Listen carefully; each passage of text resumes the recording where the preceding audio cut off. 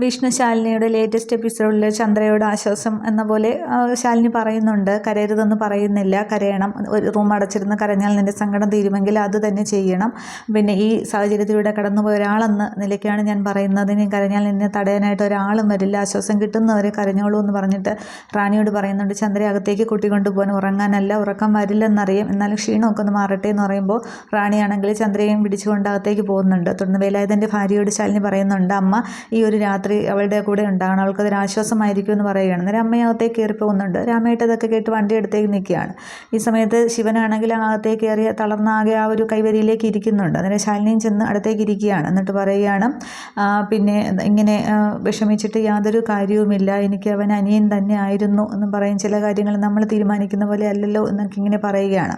അന്നേരം എന്നാലും മധുരയിൽ ഫ്ലാറ്റ് എടുത്തിട്ട് വളരെ സന്തോഷത്തോടെ ചന്ദ്രയും കൂട്ടിക്കൊണ്ടു പോകാനായിട്ട് വന്നതാണ്. എന്നിട്ട് അത് ജീവിച്ച് തീർക്കാനായിട്ട് ദൈവം അനുവദിച്ചില്ലല്ലോ. വളരെ ആഘോഷമായിട്ട് എല്ലാവരും വെല്ലുവിളിച്ച് നടത്തിയ കല്യാണമല്ലേ, എന്നിട്ട് അതിപ്പോൾ ഇങ്ങനെയായി, എൻ്റെ ജീവൻ പിടിച്ചു നിർത്തിയവനാണ് അവൻ, എന്നിട്ട് അവൻ്റെ ജീവൻ രക്ഷിക്കാനായിട്ട് എനിക്ക് സാധിച്ചില്ലല്ലോ എന്നൊക്കെ പറയുമ്പോൾ എല്ലാവർക്കും ധൈര്യം തരേണ്ട ആളിങ്ങനെ കരഞ്ഞാലോ എന്നൊക്കെ, തളർന്നാലോ എന്നൊക്കെ ശാലിനി ചോദിക്കുകയാണ്. പിന്നെ ചിലർ നമ്മുടെ ജീവിതത്തിൽ നിന്ന് പോകുമ്പോൾ നമ്മൾ വല്ലാതെ അങ്ങ് തളർന്നു പോകും, അതാണ് ഇങ്ങനെയൊക്കെ എന്ന് പറഞ്ഞ് പ്രകാശിൻ്റെ കാര്യത്തിൽ ഒരുപാട് സങ്കടപ്പെടുന്നുണ്ട്. അങ്ങനെ ശാലിനി പറയുന്നുണ്ട്, കഴിവതും പ്രകാശിൻ്റെ കാര്യം ചന്ദ്രയുടെ മുൻപിൽ സംസാരിക്കാതിരിക്കുക, വേറെ എന്തെങ്കിലുമൊക്കെ പറഞ്ഞാൽ കുറച്ച് മാറ്റിയെടുക്കുക എന്നൊക്കെ ഇങ്ങനെ പറയുന്നുണ്ട്. ഈ സമയത്താണ് റസാഖാണെങ്കിൽ ശാലിനിയെ ഫോൺ ചെയ്യുന്നത്. എന്നിട്ട് പറയുന്നുണ്ട്, പ്രകാശിനെ ഇടിച്ച വണ്ടി ട്രേസ് പിടിച്ചിട്ടുണ്ട്, ഡ്രൈവറെയും കസ്റ്റഡിയിൽ എടുത്തിട്ടുണ്ട് എന്ന് പറയുമ്പോൾ ഏതാ വണ്ടി, ആരാ ഓടിച്ചിരുന്നത് എന്നിങ്ങനെ ശാലിനി ചോദിക്കുകയാണ്. അന്നേരം ശിവനത് മനസ്സിലാവുന്നുണ്ട്. അന്നേരം വണ്ടി മാണിക്കോത്തെയാണ് ഓടിച്ചിരുന്നത്, ഒരു ഡ്രൈവർ ചാച്ചപ്പനാണെന്ന് പറയുമ്പോൾ ശരിയെന്ന് പറഞ്ഞിട്ട് ശാലിനി ഫോൺ വയ്ക്കുന്നുണ്ട്. അന്നേരം ശിവന് കാര്യം മനസ്സിലാവുകയാണ്. അന്നേരം ശിവൻ ചോദിക്കുന്നുണ്ട്, ഏതാണ് വണ്ടി, ആരാണ് ഓടിച്ചിരുന്നതെന്ന് ചോദിക്കുമ്പോൾ വണ്ടി മാണിക്കോത്തെയാണ് ഓടിച്ചിരുന്നത്, നിങ്ങളുടെ ഡ്രൈവർ ചാച്ചപ്പനും എന്നിങ്ങനെ പറയുമ്പോൾ ശിവനാകപ്പാട് ഒരു ദേഷ്യവും വിഷമവും ഒക്കെ ഉണ്ടാകുകയാണ്. അന്നേരം ഇത് കേട്ട് രാമേട്ടനെ ഒന്നടങ്ങുന്നുണ്ട്. എന്നിട്ട് ശാലിനി ഇങ്ങനെ നോക്കി നിൽക്കുകയാണ്. തുടർന്ന് അരുണയുടെ ഒരു ഓഫീസാണ് കാണിക്കുന്നത്. അവിടെയാണെങ്കിൽ അരുണ ഒരു കേസിൻ്റെ കാര്യത്തിന് കോടതിയിൽ പോയിരിക്കുകയായിരുന്നു. കഴിഞ്ഞ 9 വർഷമായിട്ട് കേസൊക്കെ നടക്കുന്നതാണ്, ഇതുവരെ വിധിയാകാതെ മാറ്റി വെച്ചിരുന്നതാണ്. രസമ്മയുടെ ഓഫീസിൽ മൂർത്തിയാണ് കുഞ്ഞിനെ നോക്കിക്കൊണ്ടിരിക്കുന്നത്. എന്നിട്ട് അരുണ ആകെ സന്തോഷത്തോടെ ജൂനിയർ വക്കീലന്മാർ ഓടിക്കയറി വരികയാണ്.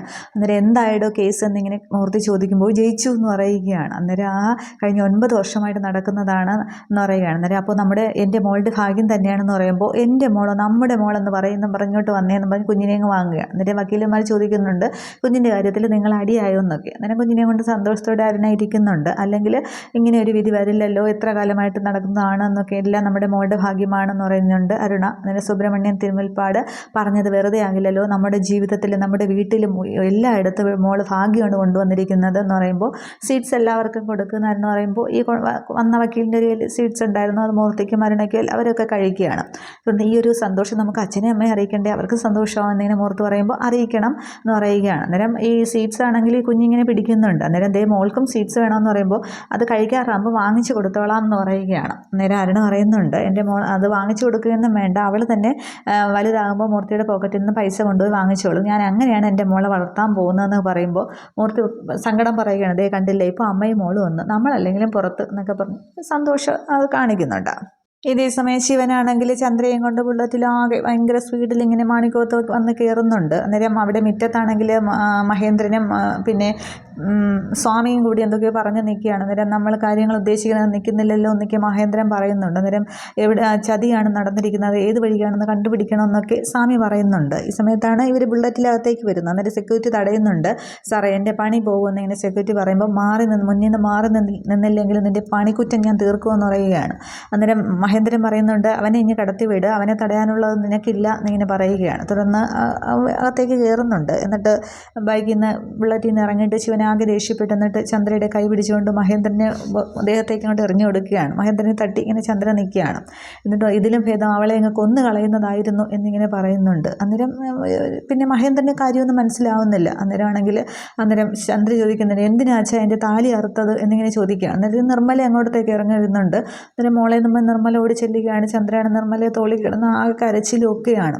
അന്നേരം പ്രകാശനാണെങ്കിൽ മധുരയിൽ ഫ്ലാറ്റ് എടുത്തിട്ട് ഇവളെ വിളിക്കാനായിട്ട് കൂട്ടിക്കൊണ്ടു പോകാനായിട്ട് വന്നതാണ്. എന്നിട്ട് എന്നിട്ട് അവനെ ആ പയ്യനെ കൊന്നു കളഞ്ഞില്ലേ എന്ന് ചോദിക്കുകയാണ്. അന്നേരം നിർമ്മലയും ചോദിക്കുന്നുണ്ട് എന്താന്നൊക്കെ ചോദിക്കുന്നുണ്ട്. അന്നേരം ചന്ദ്ര പറയണം അച്ഛൻ്റെ കൺവെട്ടത്ത് വരാതെ എവിടെയെങ്കിലും പോയി ജീവിക്കുകയല്ലായിരുന്നോ, എന്നിട്ട് എന്തിനാ പാവത്തിനെ കൊന്നു കളഞ്ഞതെന്ന് ചോദിച്ചിട്ട് അമ്മയോട് പറയുന്നുണ്ട് പ്രകാശിനെ കൊന്നു കളഞ്ഞു എന്നിങ്ങനെ പറയുകയാണ്. അന്നേരം ഇല്ല ഞാനൊന്നും അറിഞ്ഞിട്ടില്ല എന്നിങ്ങനെ മഹേന്ദ്രൻ പറയുന്നുണ്ട്. അന്നേരം അച്ഛൻ ഒഴിഞ്ഞു മാറാനായിട്ട് പറ്റില്ല, പ്രകാശിനെ ഇടിച്ച വണ്ടി ഇവിടുത്തെ വണ്ടിയാണ്, അത് CCTVയിൽ വ്യക്തമായിട്ട് പതിഞ്ഞിട്ടുണ്ട്, ആ തെളിവുകൾക്കെതിരെ എങ്ങനെ അച്ഛന് കണ്ണടയ്ക്കാൻ കഴിയുമെന്ന് ചോദിക്കുകയാണ്. അന്നേരം ഞാനിതൊന്നും അറിഞ്ഞിട്ടില്ല എന്നിങ്ങനെ മഹേന്ദ്രൻ തറപ്പിച്ച് പറയുകയാണ്. അന്നേരം CCTVയിൽ കാറ് വ്യക്തമായിട്ടുണ്ട്, അപ്പോൾ വണ്ടി ഓടിച്ച ഡ്രൈവർക്ക് അതിൽ നിന്ന് ഒഴിഞ്ഞു മാറാനായിട്ട് സാധിക്കില്ലല്ലോ.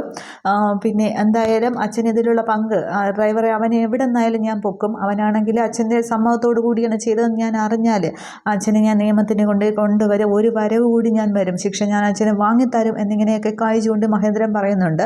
മഹേന്ദ്രനോട് പറയുകയാണ് ശിവൻ. അന്നേരം പക്ഷേ മഹേന്ദ്രൻ പറയുന്നൊന്നും കേൾക്കാനായിട്ട് ശിവൻ തയ്യാറാകുന്നില്ല. അവിടെ മഹേന്ദ്രൻ അറിഞ്ഞിട്ടില്ല എന്നുള്ള രീതിക്ക് തന്നെയാണ് അവിടെ സംസാരിക്കുന്നതൊക്കെ. അന്നേരം വീണ്ടും ശിവനാണെങ്കിൽ അമ്മയോട് പറയുകയാണ്, അമ്മേ അച്ഛനെ സൂക്ഷിച്ചോളണം, അച്ഛന് വാശിയാണ് വലുത്, എതിർത്ത് നിൽക്കുന്നവരെയൊക്കെ കൊന്നു തള്ളുകയാണ് പതിവ്, അതുകൊണ്ട് അമ്മയും സൂക്ഷിച്ചോളണം, അച്ഛൻ പഴയ അച്ഛനല്ല, ഒരുപാട് മാറിപ്പോയി, കാണുന്നതൊന്നും അല്ല എന്നിങ്ങനെ പറയുമ്പോൾ മഹേന്ദ്രന് ചെറിയ വിഷമവും എന്തിനൊക്കെ തോന്നുന്നുണ്ട്. പക്ഷേ എന്നിട്ടും ശിവൻ പറയുകയാണ്, എന്നിട്ട് ചന്ദ്രയെന്ന് വിളിക്കുകയാണ്. എന്നിട്ട് ചന്ദ്രയുടെ കൈയും പിടിച്ചിട്ട് മഹേന്ദ്രൻ്റെ മുമ്പിൽ നിന്ന് എന്നിട്ട് പറയുകയാണ്, മറന്നേക്ക്, ഇവിടെയുള്ളവരെയും എല്ലാവരെയും മറന്നേക്ക്, അച്ഛനാണെങ്കിൽ അച്ഛനും അമ്മയും ആണെങ്കിൽ സാധാരണ മക്കളുടെ ആഗ്രഹത്തിനൊക്കെ നിൽക്കുന്നതാണ്, പക്ഷേ ഇവിടെ സ്വന്തം വാശിയാണ് വലുത് എന്നുള്ള രീതിയിൽ ജീവിക്കുന്ന അച്ഛനാണ്, അതുകൊണ്ട് ഇവിടെയുള്ളവരെയും ഈ വീടും എല്ലാം അങ്ങ് മറന്നേക്ക്, നമുക്കിനി ആരുമില്ല എന്നിങ്ങനെ പറഞ്ഞിട്ട് ചന്ദ്രയും വിളിച്ചുകൊണ്ട് അന്നേരം നിർമ്മലയും ചോദിക്കുന്നുണ്ട് എന്തിനാ ഇതൊക്കെ ചെയ്തതെന്ന് ചോദിക്കുന്നുണ്ട്, ഈ പാവങ്ങളൊക്കെ നിങ്ങൾ എവിടെ കൊണ്ടുപോയി തീർക്കും, ഞാൻ എല്ലാത്തിനും നിങ്ങളുടെ കൂടെ നിന്നിട്ടുണ്ട്, പക്ഷേ ഇതൊന്നും സഹിക്കാൻ പറ്റില്ല എന്നിങ്ങനെ പറയുമ്പോൾ ഇല്ല ഞാൻ അറിഞ്ഞിട്ടില്ല എന്നൊക്കെ മഹേന്ദ്രൻ പറയുന്നുണ്ട്. എന്നിട്ട് ചന്ദ്രയും വിളിച്ചുകൊണ്ട് ശിവനാണെങ്കിൽ ഇങ്ങനെ ബുള്ളറ്റിലേക്ക് കയറുമ്പോൾ നിർമ്മല ഓടിച്ചെല്ലുകയാണ്, മക്കളെ നീക്കി, അമ്മ പറയുന്ന കേൾക്ക് എന്നൊക്കെ പറയുമ്പോൾ ശിവൻ കൂട്ടാക്കുന്നില്ല. ചന്ദ്ര ബുള്ളറ്റിൽ കൂടെ കയറുന്നുണ്ട്. എന്നിട്ട് വണ്ടി തിരിക്കുകയാണ്. പെട്ടെന്ന് വണ്ടി തിരിച്ചൊരു ഗേറ്റ് കടന്ന് പോകുമ്പോൾ നിർമ്മല പുറകെ ഓടുകയാണ്. എന്നിട്ട് മക്കളെ എന്നൊക്കെ വിളിച്ചുകൊണ്ട് ഓടുന്നുണ്ട്. എന്നിട്ട് കരഞ്ഞുകൊണ്ട് ആകെ തിരിച്ചു വന്ന് ആകെ ദേഷ്യത്തിൽ ഈ മഹേന്ദ്രൻ്റെ ഷർട്ടിന് പിടിച്ച് ചൂടാവുകയാണ്. നിങ്ങൾ എന്തായി ചെയ്ത് കളഞ്ഞത്, നമ്മൾ ഈ പാപമൊക്കെ നിങ്ങൾ എങ്ങനെ തീർക്കും, നമ്മളിവിടെ നിന്ന് ഇറങ്ങിപ്പോയി മക്കളുടെ കണ്ണുനീര് മതിയല്ലോ നിങ്ങൾ മുച്ചോട് നശിച്ചു പോകാനായിട്ട്, നിങ്ങൾ എന്നാൽ ഇങ്ങനെ ചെയ്ത്, നിങ്ങളെല്ലാ ദിനം ഞാൻ കൂട്ടു നിന്നിട്ടുണ്ട്, പക്ഷേ ഇതിന് കൂട്ടു നിൽക്കാനായിട്ട്, ഇങ്ങനെ ഉള്ള നിങ്ങളുടെ കൂടെ ജീവിക്കാനായിട്ട് എനിക്ക് പേടിയാണ്, ഇനി ഞാൻ നിങ്ങളുടെ കൂടെ നിൽക്കില്ല എന്നൊക്കെ പറഞ്ഞിട്ട് വീണ്ടും ഗേറ്റിൻ്റെ അവിടേക്ക് പോയി നോക്കുന്നുണ്ട്. കുട്ടികൾ പോയ ശിവനും ചന്ദ്രയും പോയ വഴി ഇങ്ങനെ നോക്കി നിന്നിട്ട് ഗേറ്റിൽ പിടിച്ചങ്ങ് നിന്ന് കരയുകയാണ്.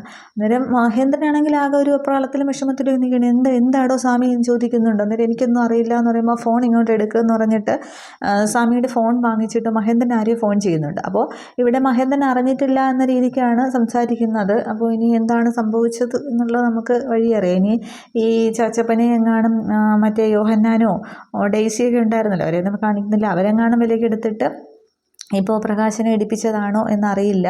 അപ്പോൾ ഈ ശിവനെയും അച്ഛനെയൊക്കെ തമ്മിൽ തെറ്റിക്കാനായിട്ടുള്ള പ്ലാനാണോ എന്നും അറിയില്ല. അതൊക്കെ വഴിയെ കാണിക്കാം. അതേസമയം അവിടെ മൂർത്തിയുടെ വീട്ടിലെ കുഞ്ഞിനെയും മുത്തച്ഛനും പിന്നെ മൂർത്തിയുടെ അച്ഛനും അമ്മയും ചേർന്ന് കളിപ്പിക്കുകയും കൊഞ്ചിക്കുകയും ഒക്കെ ചെയ്യുന്നുണ്ട്. അന്നേരം ഒരു വീടിനെ മുഴുവൻ ഭാഗ്യത്തിലേക്ക് എത്തിച്ചവളാണ്, കഷ്ടപ്പാടിൽ നിന്ന് കരകയറ്റിയവളാണ് എന്നൊക്കെ ഇങ്ങനെ പറഞ്ഞ് അവരൊക്കെ കുഞ്ഞിനെ സന്തോഷത്തോടെ കളിപ്പിക്കുകയൊക്കെ ചെയ്യുകയാണ്. ഈ സമയത്ത് മൂർത്തിയാണെങ്കിൽ ഒരു ബുക്കുമായിട്ട് വരുന്നുണ്ട്. കുഞ്ഞിനെ എങ്ങനെ ശാസ്ത്രീയമായിട്ട് സാങ്കേതികമായിട്ട് എങ്ങനെ വളർത്താമെന്നതിനെക്കുറിച്ചുള്ളതാണ് ഈ ബുക്കിലെന്ന് പറയുമ്പോൾ അതിൻ്റെ ഒന്നും ആവശ്യമില്ല, നിന്നെ ചേച്ചിയെ ഞങ്ങൾ വളർത്തി ഒന്നും നോക്കാതെയാണ് എന്നൊക്കെ ഇങ്ങനെ പറയുന്നുണ്ട്. അന്നേരം അച്ഛൻ പറയുന്നുണ്ട് ഇവരുടെ കൂടെ ഇരിക്കുമ്പോൾ എനിക്ക് ഒന്നും ഇല്ല എന്നൊക്കെ തോന്നുന്നുണ്ടെന്ന് പറയുമ്പോൾ അമ്മ പറയുന്നുണ്ട് മനസ്സിന് സന്തോഷമുള്ള കാര്യങ്ങൾ വരുമ്പോൾ അങ്ങനെയാണെന്നൊക്കെ പറയുകയാണ്. അതായത് മൂർത്തി പറയുന്നുണ്ട് അങ്ങനെയല്ല അച്ഛാ, ഇപ്പോൾ അറിവുള്ളവർ പറയുന്നതാണ് എങ്ങനെ കളിപ്പിക്കാം, എങ്ങനെ കുളിപ്പിക്കാം, എങ്ങനെ എന്നോട് സംസാരിക്കാം എന്നുള്ളതൊക്കെയാണ് എന്നൊക്കെ പറയുന്നുണ്ട്. അപ്പോൾ നിന്നെ ഇതൊന്നും നോക്കാതെ വളർത്തിയിട്ട് നിനക്കത് വളർത്തുദോഷമുണ്ടെന്ന് ആരും പറഞ്ഞില്ലല്ലോ എന്ന് പറയുമ്പോൾ 5ാം ക്ലാസ്സിൽ പഠിച്ചപ്പോൾ ഏതൊരു ടീച്ചർ പറഞ്ഞ് എനിക്ക് ഓർമ്മയുണ്ടെന്ന് മൂർത്തി പറയുന്നുണ്ട്.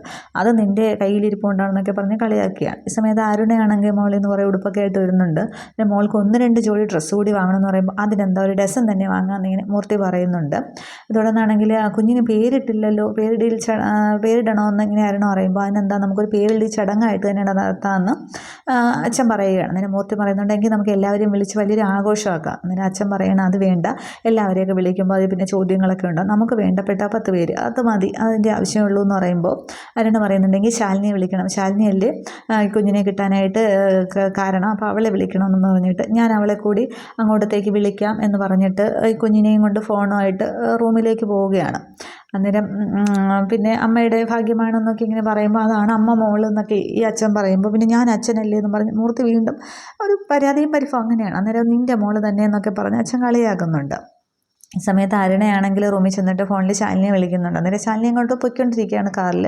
അന്നേരം അടുത്ത ആഴ്ച മോളുടെ പേരിടിയിൽ ചടങ്ങാണ്, ഡേറ്റ് ഒന്നും ഫിക്സ് ആക്കിയില്ല, സമയമൊക്കെ നോക്കണം, പക്ഷേ നിന്നെയാണ് നമ്മുടെ ചീഫ് ഗസ്റ്റ്, എന്തായാലും എത്തണമെന്ന് പറയുക. അന്നേരം പിന്നെ എത്താതെ നിങ്ങളുടെ വീട്ടിൽ ഒരു വിശേഷം നടക്കുമ്പോൾ ഞാനും എത്തും, മോൾ എന്ത് പറയുന്നു എന്നൊക്കെ ചോദിക്കുകയാണ്. പിന്നെ ഈ വിശേഷങ്ങളൊക്കെ തിരക്കുന്നുണ്ട്. അന്നേരം അതേ മൂർത്തിയുടെ അപ്പോഴത്തേ മൂർത്തി വന്ന് കുഞ്ഞിനെ വാങ്ങുന്നുണ്ട്. മൂർത്തിയുടെ കയ്യിൽ നിന്ന് അവൾക്ക് അറിയാവുന്ന ഭാഷയിലൊക്കെ സംസാരിക്കുകയാണെന്ന് പറയുമ്പോൾ എല്ലാം പഠിച്ചു വെച്ചോളാൻ പറയും, പിന്നീട് അവളുടെ ചോദ്യങ്ങൾക്കൊക്കെ ഉത്തരം കൊടുക്കേണ്ടതാണെന്നൊക്കെ പറഞ്ഞ് അവർ കാര്യങ്ങളൊക്കെ പറയുന്നുണ്ട്. ഈ സമയത്ത് ശാലിനിക്കൊരു കോള് വരികയാണ്. അന്നേരം അരുണ എനിക്കൊരു കോള് വരുന്നുണ്ടെന്ന് പറയുമ്പോൾ ശരി ശരി കാര്യങ്ങളൊക്കെ നടക്കട്ടെ, ഡേറ്റ് എത്തിയിട്ട് ഞാൻ നേരത്തെ പിന്നീട് അറിയിക്കാമെന്ന് പറഞ്ഞ് ഫോൺ വയ്ക്കുന്നുണ്ട്.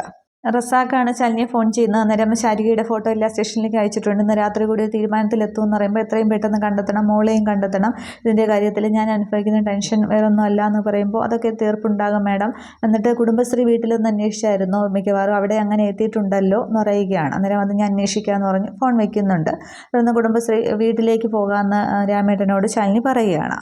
ഇതേസമയം അവിടെ സത്യഭാമയുടെ വീട്ടിലെ രാഘവൻ നായരാണെങ്കിൽ അങ്ങനെ ആകെ ദേഷ്യത്തിലിരിക്കുകയാണ്. അന്നേരം പിള്ള പറഞ്ഞിട്ട് കേട്ടില്ലല്ലോ. അതേസമയത്ത് പിള്ളയാണെങ്കിൽ പിള്ളയും ഭാമയും കൂടി പൈസയൊക്കെ പിരിക്കാൻ പോയിട്ട് ഓട്ടോയിൽ വന്നിറങ്ങുന്നുണ്ട്. ഫാമ ആകെ ദേഷ്യത്തിൽ മറത്തിരിക്കുന്ന രാഘവന്നരുടെ മുഖത്ത് പോലും നോക്കാതെ അങ്ങ് അകത്തേക്ക് പോവുകയാണ്. തുടർന്ന് പിള്ള ഇങ്ങനെ ഓട്ടോയിൽ നിന്ന് ഇറങ്ങുമ്പോൾ രാഘവന്നര അവിടെ ഇരിക്കുന്ന കാണുന്നുണ്ട്. അന്നേരം പിള്ള ഇനിയിപ്പോൾ അങ്ങോട്ട് വേണോ ഇങ്ങോട്ട് വേണോ ഒക്കെ ചിന്തിച്ചിട്ട് ഉമ്മറത്തേക്ക് കയറുന്നുണ്ട്. എന്നിട്ട് ബാഗ് വെച്ച് ഇങ്ങനെ മുഖം മറച്ചിട്ട് രാഘവന്നരിയിരിക്കുന്ന ആ ഒരു വശം മറച്ചിട്ട് അകത്തേക്ക് പോകാൻ തുടങ്ങുകയാണ്. അന്നേരം പിള്ള അവിടെ നിൽക്കണമെന്ന് പറയുകയാണ്. അന്നേരം ഞാനിതൊന്ന് അകത്ത് വെച്ചിട്ട് വരാൻ സാറേ എന്നും പറഞ്ഞ് പിള്ള അവിടെ നിന്ന് രക്ഷപ്പെടാൻ നോക്കുകയാണ്. പക്ഷേ രാഘവന്നരെ സംബന്ധിക്കുന്ന കമ്പ് വെച്ച് ഇങ്ങനെ രാഘവന്നര പിള്ള ഇങ്ങനെ ചുറ്റി ഇങ്ങനെ പിടിച്ച് മുന്നോട്ടത്തേക്ക് ആക്കുകയാണ്. അന്നേരം തന്നോട് ഞാനൊരു കാര്യം പറഞ്ഞു, അത് അന്വേഷിക്കാനായിട്ട് തന്നെ കൊണ്ട് ഒത്തോ എന്ന് ചോദിക്കുകയാണ്. അന്നേരം സത്യഭാമ ആകെ ദേഷ്യത്തിലാണ് പോയിരിക്കുന്നതെന്ന് പറയുമ്പോൾ അവൾ ചെമ്മീൻ ചടിയ ചട്ടിയോ എന്തൊരു മുട്ടോളം അല്ലെങ്കിൽ ചട്ടിയോളം അതുപോലെ തന്നെയാണ് പെണ്ണുങ്ങളുടെ അവസ്ഥ. ഇവിടെ ഇപ്പോൾ കാര്യങ്ങൾ തീരുമാനിക്കാനുള്ളത് എനിക്കാണ്, ഞാൻ പറയുന്നത് കേൾക്കണമെന്നൊക്കെ പറയുമ്പോൾ ഇതിപ്പോൾ ചെകുത്താനും കടലിനും നടുക്കായല്ലോ എന്നൊക്കെ പറയുകയാണ്. അന്നേരം താൻ എന്താണ് മുറുമുറുക്കുന്നതെന്ന് ചോദിക്കുകയാണ്. അന്നേരം ഞാനിവിടെ നിന്നോളാമെന്ന് പറഞ്ഞതാണ് സാറേ എന്നിങ്ങനെ പെട്ടെന്ന് പറയുകയാണ്. അന്നേരം താൻ അന്വേഷിച്ചോ എന്ന് ചോദിക്കുകയാണ്.